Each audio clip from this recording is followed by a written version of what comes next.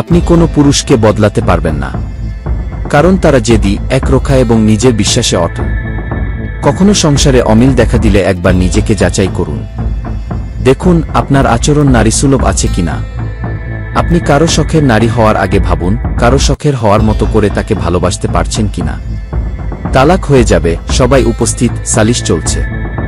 তখনও কোনো স্ত্রী নারী হয়ে উঠলে কোমল স্বরে একবার পুরুষকে চাইলে স্বামীর পাহাড় সমান রাগ নিমিষেই বরফশীতল পানি হয়ে যায়। এটাই দাম্পত্যের রসায়ন। স্বামী স্ত্রী ছাড়া পৃথিবীর কেউ এর মূল কারণ বোঝে না, কিন্তু আপনি তাকে ভালোবাসলে সে নিজ থেকেই বদলে যাবে। তার আচরণ, কথার টোন অটোমেটিক পরিবর্তন হবে। নারী শক্তিশালী কেউ না, সে শক্ত হতে গেলে ভেঙে যাবে, পেঁচাতে গেলে কেটে যাবে। সে মূলত কোমল, পানির মতো তরল, এতটাই কোমল যে তারপর সে পৃথিবীর সবচেয়ে শক্ত পুরুষও গলে যেতে বাধ্য।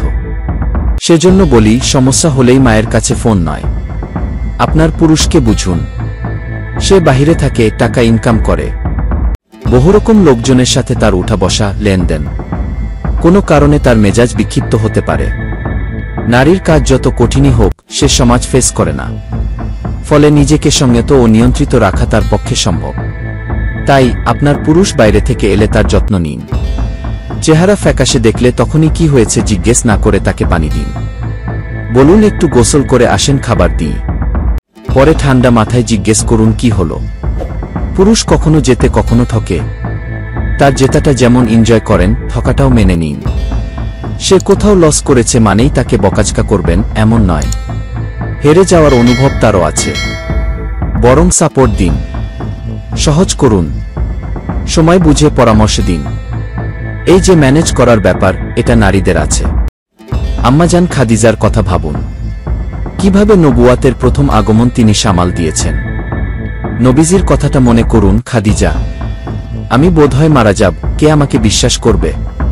খাদিজা শান্ত গলায় নবীজির বুকের বোঝা নামিয়ে দিলেন, তার প্রশংসা করলেন, ব্যক্তিগত আমল উল্লেখ করলেন। কেন খাদিজা সর্বশ্রেষ্ঠ, এই এক ঘটনা তার উপযুক্ত প্রমাণ। ঠিক এজন্যই নারী সুকুন, নারী শান্তি, নারী পুরুষের মোহ।